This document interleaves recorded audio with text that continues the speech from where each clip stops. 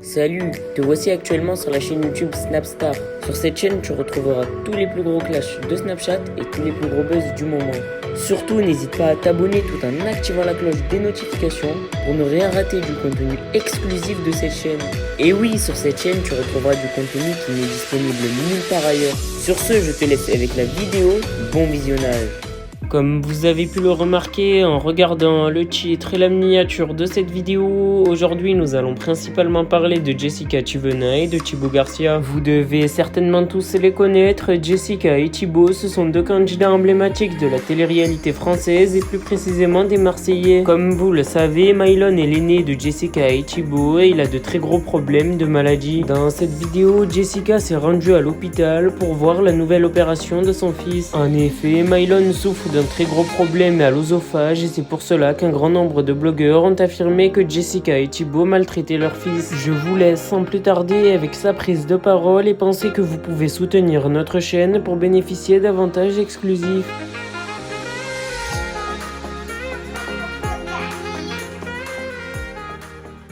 Bonjour tout le monde, j'espère que vous allez bien.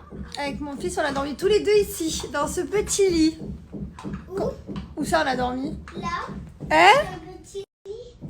J'ai dormi avec toi? Et un petit lit. Oh, c'est un petit quand même, on n'était pas très écartés, hein. C'était trop bien. Toute la nuit, j'ai que des gâtés. Il me caressait, maman, je t'aime. Maman, je suis trop heureux que tu dormes avec moi. Maman, merci d'être avec moi à l'hôpital. Maman, merci pour tout. Ouais. Il me disait merci pour tout, c'est tellement mignon, je meurs d'amour.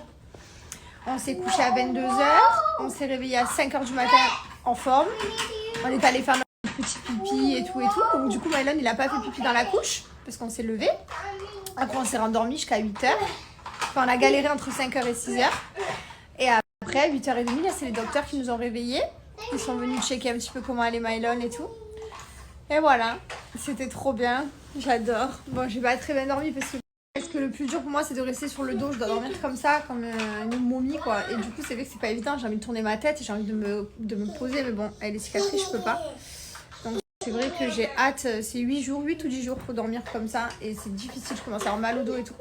Mais j'ai hâte de pouvoir dormir sur le côté. Moi, je suis quelqu'un qui dort en fœtus ou à plat ventre, quoi. Donc, c'est vrai que le dos, je ne l'utilise jamais.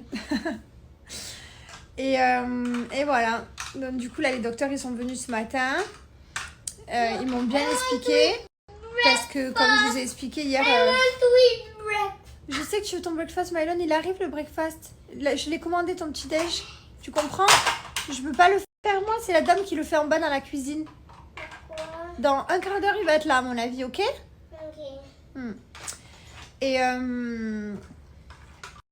bref, et du coup les docteurs, là ils m'ont bien expliqué. Je lui ai dit je suis désolée, hier j'étais fatiguée, j'ai pleuré, je vous écoutais même plus puisque ça m'a fatiguée d'entendre qu'on restait encore à l'hôpital, enfin j'étais honnête, hein.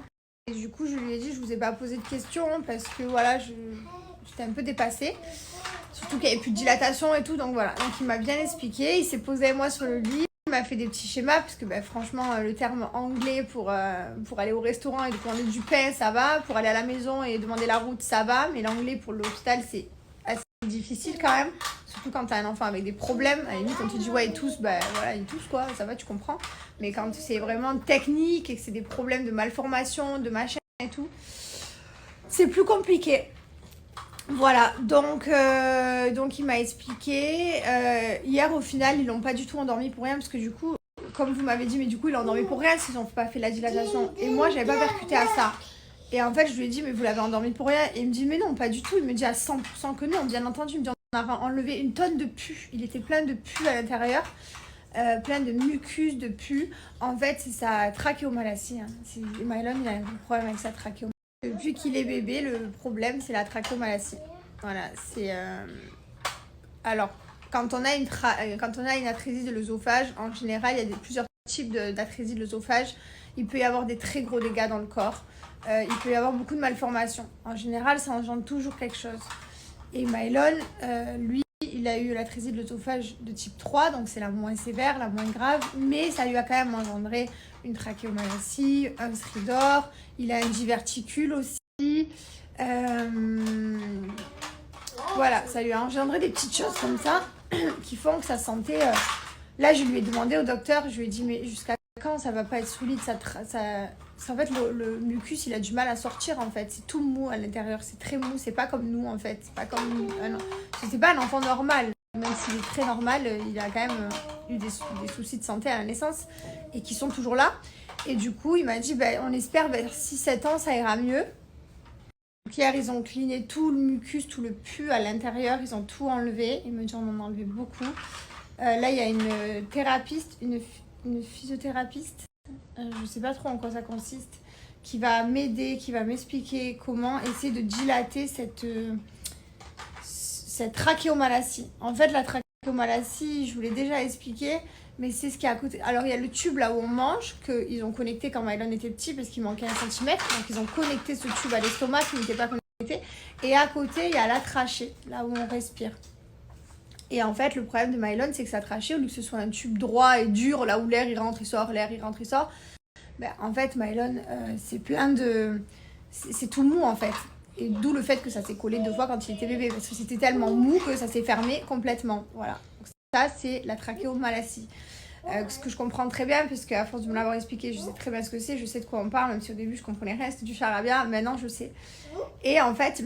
lui, en fait, il a du mal avec le mucus, quoi. Voilà, le mucus, il tousse, c'est tout mou et ça arrive pas à sortir le truc, quoi. C'est là et voilà, et ça reste, et ça s'encrasse, et ça fait du mucus de partout, ce qu'ils peuvent pas... Parce que j'ai dit, mais attendez, je vais chez le docteur, je suis tous les mois chez le docteur il peut pas voir qu'il y a du mucus dans... Il me dit non, mais en fait, il fallait vraiment avec la caméra pour le voir qu'il y en avait partout, parce qu'avec le...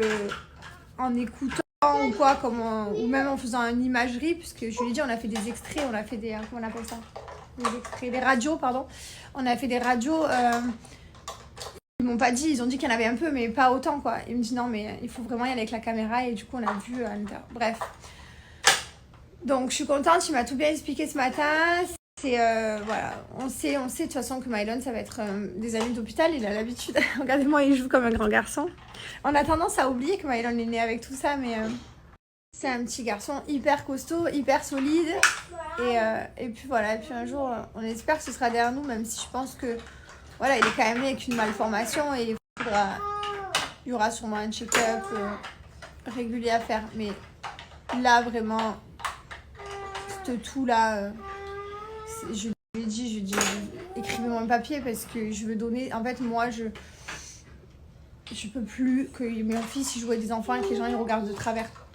Ou que les gens ils ont leur blanche d'enfant de mon fils. Je peux plus. En tant que maman, quand on enlève quelqu'un qui joue avec ton fils, t'as envie de pleurer, ça te brise le cœur. Donc je lui ai dit, écrivez-moi un papier. Je vais le donner à la nurserie, je vais le donner à toutes les écoles avec ce qui se passe, qu'il a. Et comme ça, je veux plus que quelqu'un soit effrayé de ça. Parce que maintenant, à la nurserie, ils ont l'habitude. Mais même encore qu'ils ont l'habitude depuis des années, là, à la fin, ils commençaient quand même à me dire, mais alors, il a quoi? Mais qu'est-ce que c'est? Mais pourquoi? Voilà, donc voilà.